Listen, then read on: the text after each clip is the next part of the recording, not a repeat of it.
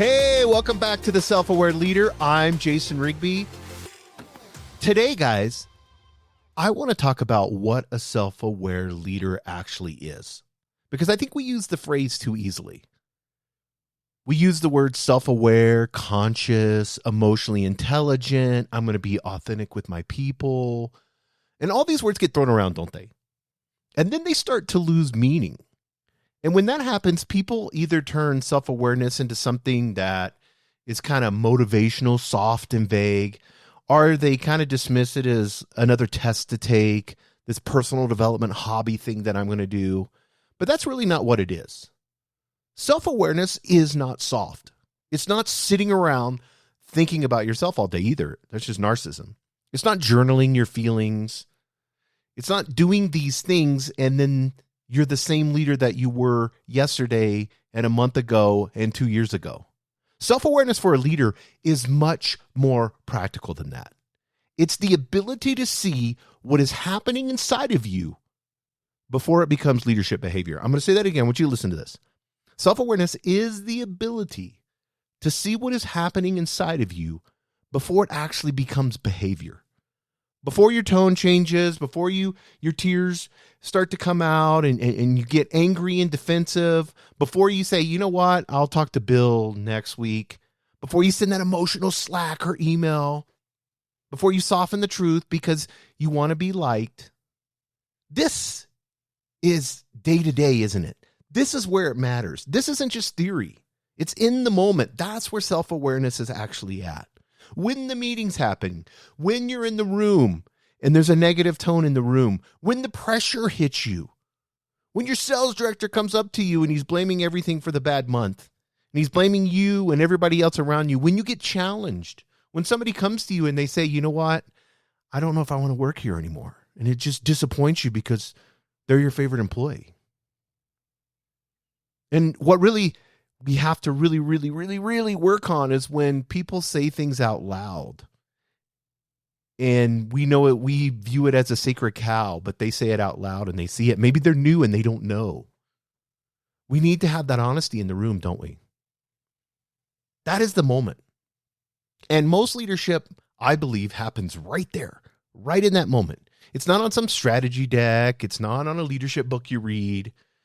We put value statements on the wall and make them really big, or we'll go on a retreat and then spend a ton of time where we're just making these, and all those things are important. And I agree with all of that, but that's not real self-awareness. It happens in the half second where when you get hit with something blindsided and you either notice it or you become it. And that's really important.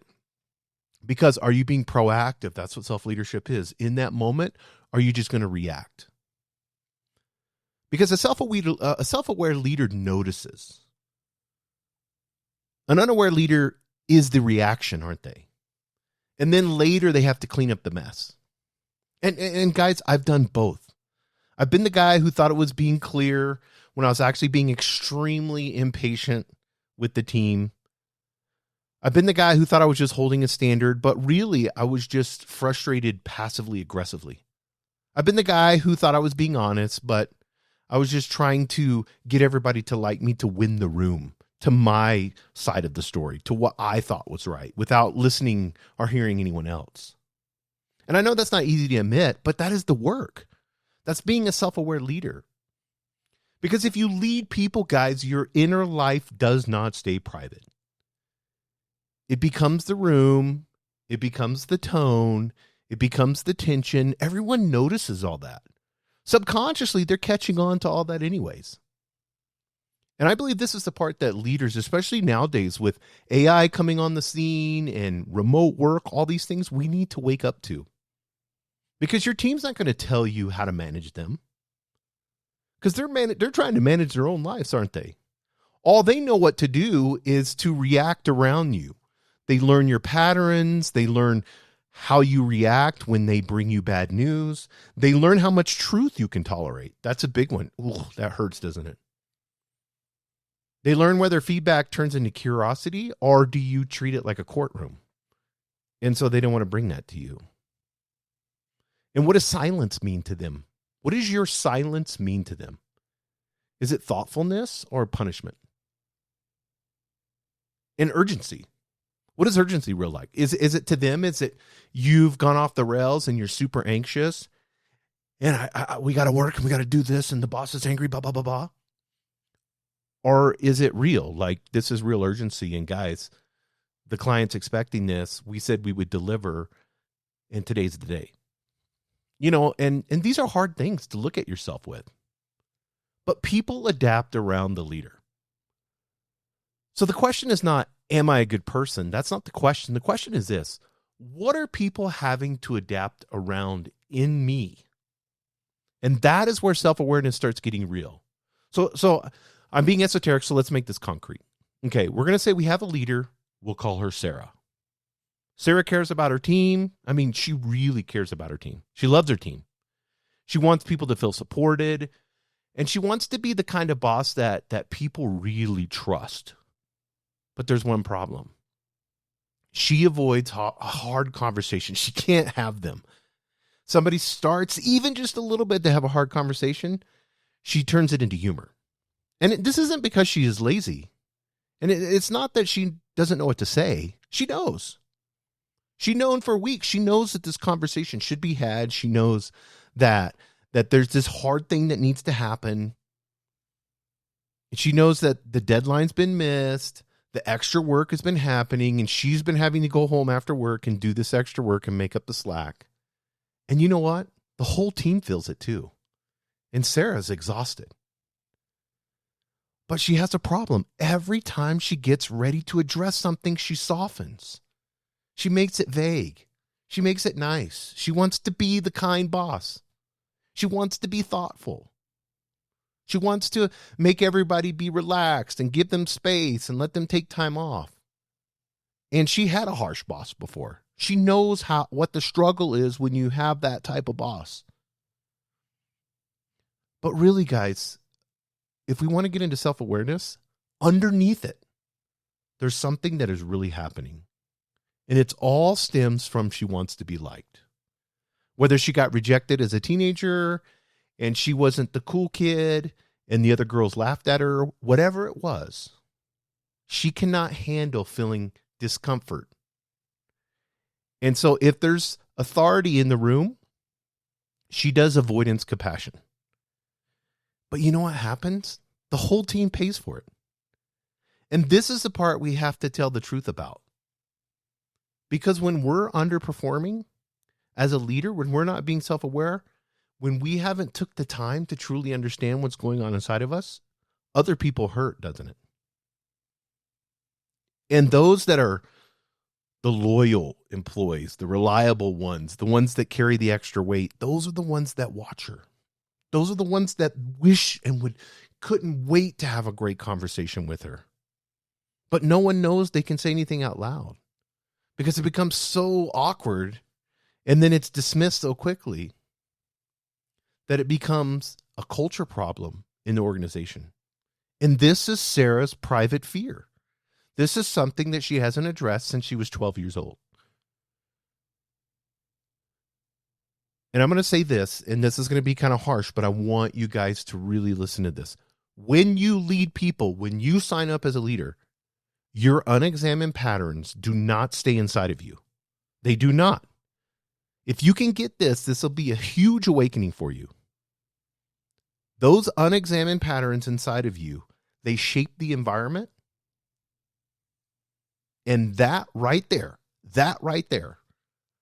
can cause more strife and more issues. You wonder, I always do this. When I see I have a problem, not that I want to blame myself, of course, you have to have acceptance.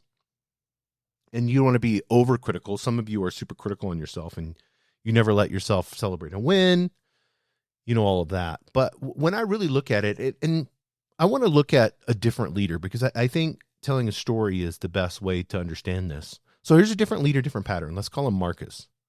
Now, Marcus is that competent leader. Marcus is smart. He's fast. He loves to work under pressure. But Marcus is the kind of guy, he can't handle when people challenge him. So what does he do? Doesn't scream. He doesn't slam his hand on the table. He does nothing dramatic. All he thinks that he needs to do is explain himself away. Immediately. He goes, somebody gives a little bit of feedback. He says, well, the reason I did that was this. Someone raises concern about something else. And he's like, well, that's not exactly what happened. Here's I. Get that? Someone questions a decision and he says, well, to really, as a leader, you have to understand the context. I've heard that context. I've heard that word here lately so many times from leaders. And all of it sounds reasonable, and it'll even sound reasonable to your team. But this is why self-aware leadership is tricky. Defensiveness does not always look childish. Sometimes, if somebody's really smart, they can have defensiveness sound intelligence. And it can come dressed as clarification. But the smart ones in your team, they know when you're curious or when you're protecting yourself. And you can feel the difference, can't you? Because after a while, what happens to Marcus's team? They're not going to bring the full truth to him. They respect him. He works really hard. He's a great boss. But if they have to tell him the truth, it's too much work because they know that he's going to start explaining himself, and then they got to play the defensive posture. And this is one of the most expensive leadership failures there is. Because when your team decides honesty is not worth the effort, then what happens? And I really like to look at it this way. Because Marcus is a good guy. He has good intentions. But this is where leaders hide. I didn't mean it that way. I was just trying to explain. I'm going to use it again. I was just trying to give some context. Okay. They'll say okay and then go silent. But a lot of times, as a self-aware leader, your intention and your impact are not the same things. And self-awareness requires both. I want the impact to land on them. I want my team to feel the impact. I don't need to explain to them my intention. Because if the impact lands, because I've thought about it enough to understand what each person in the team, how they're going to receive this information, and how I can explain it to each of them so that it makes sense, and how it's going to make them succeed, and how it's going to make them successful, and how it's going to make their life harder or easier, and having that conversation with them. But if you don't know what is happening inside of you, then you're not going to be able to understand how things land on other people because you're just thinking about yourself all the time. And when people get misunderstood, that creates hurt feelings in people.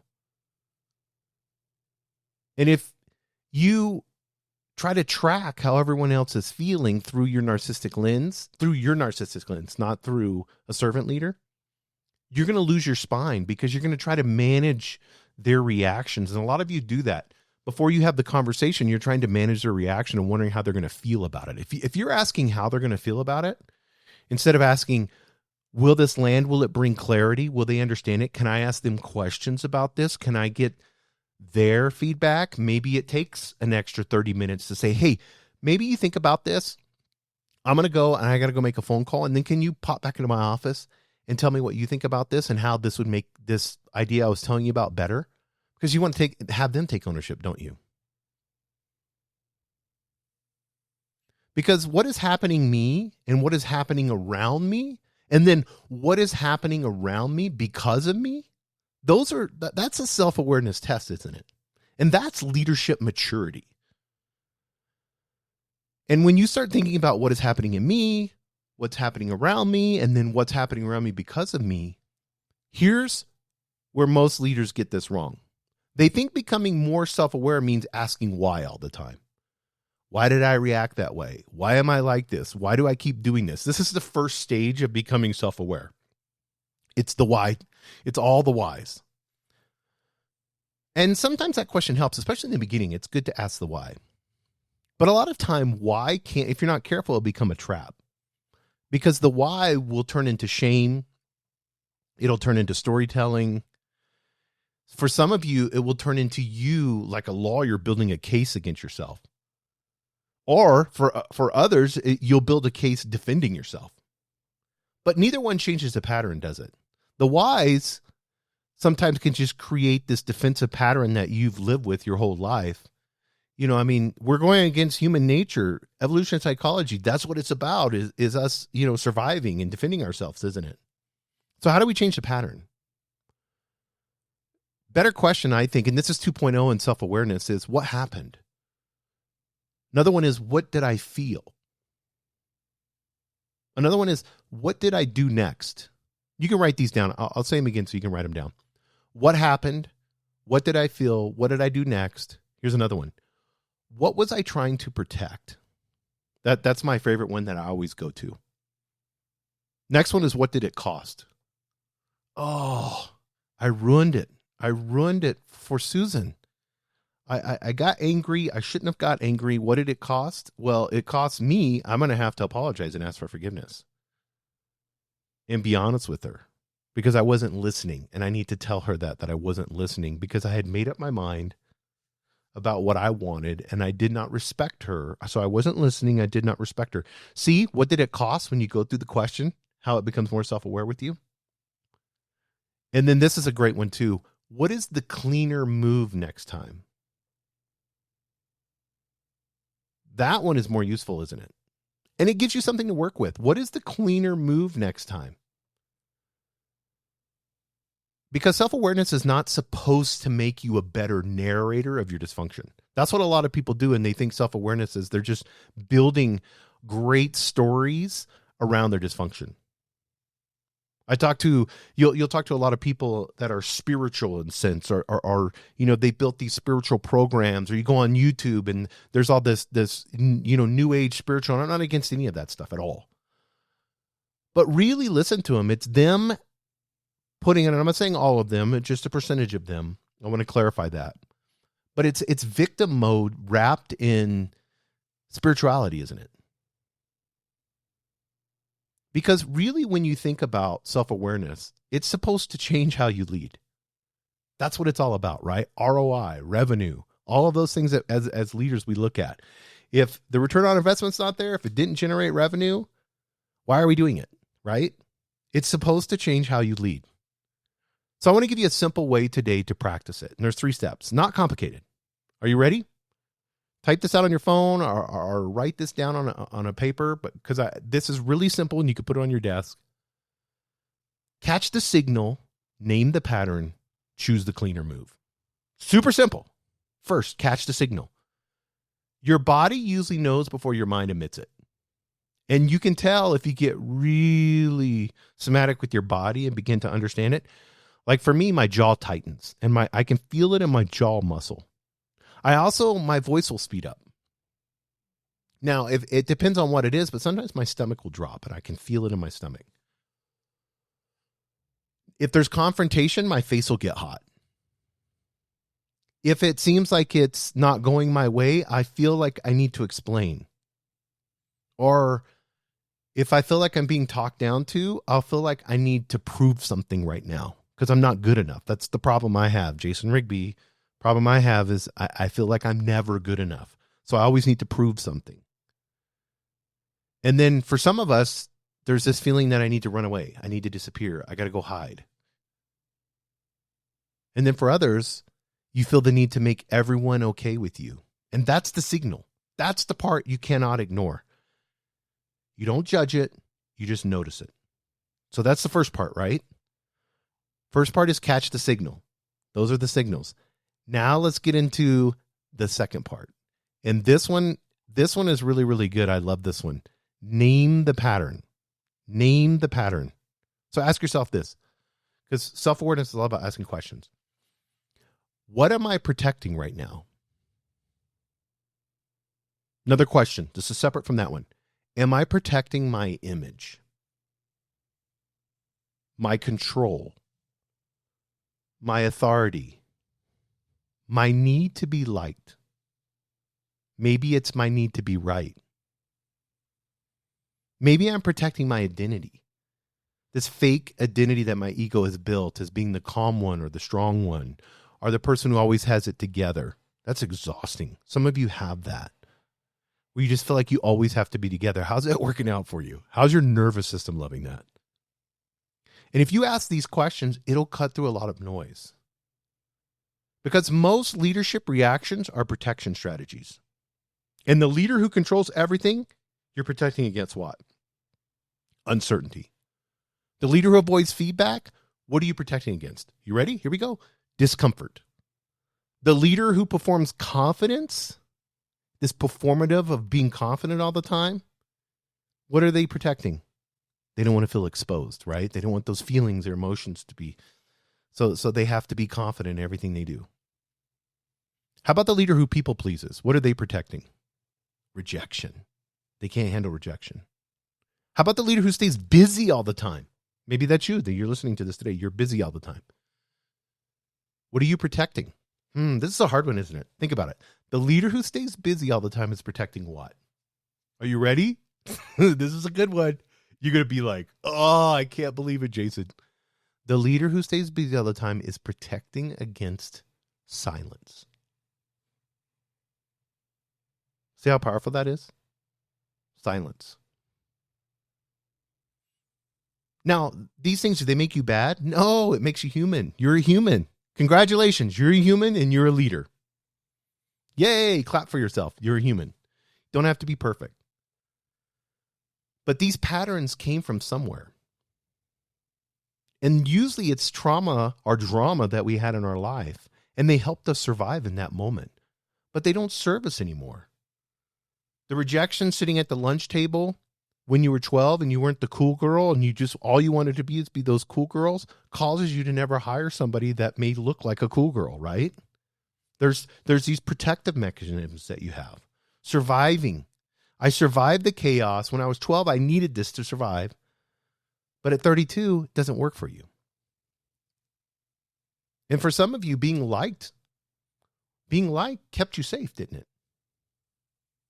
And overworking, when I overwork, what does that do? I feel valuable, don't I? And when I'm strong, when I perform strength, it protects me from being dismissed, right? And I respect those. Each of those, I really do. But now we lead people. And the thing that protected us can become the thing that pressures your whole team. It pressures everybody else. And I'm telling you guys, that's the loving truth. I'm being truthful with you. It's not shame. It's responsibility. So last of this, and we'll be done. Third part of this is choose the cleaner move. Not the perfect move, cleaner. I like the word clarity and clean.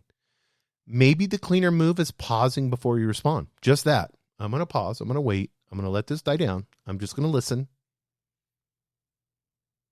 Maybe it is saying to someone, give me a second. I want to think about this because I want to answer that well. Isn't that a good one? Give me a second. I want to answer that well.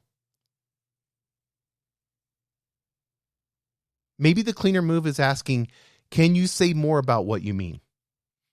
This is one I like to dish off, or I'll say, if they're talking and maybe I'm disagreeing with something, and I'll be, and what else? I want to know more. Give me more. Pile it on. Let's go. Let's get this all out there. Not that because I'm being defensive or anything. I just want to know. I want that person to know that they've given me everything that they've thought of in their head. Maybe it's saying, you're right. You know what? I got defensive. I'm sorry.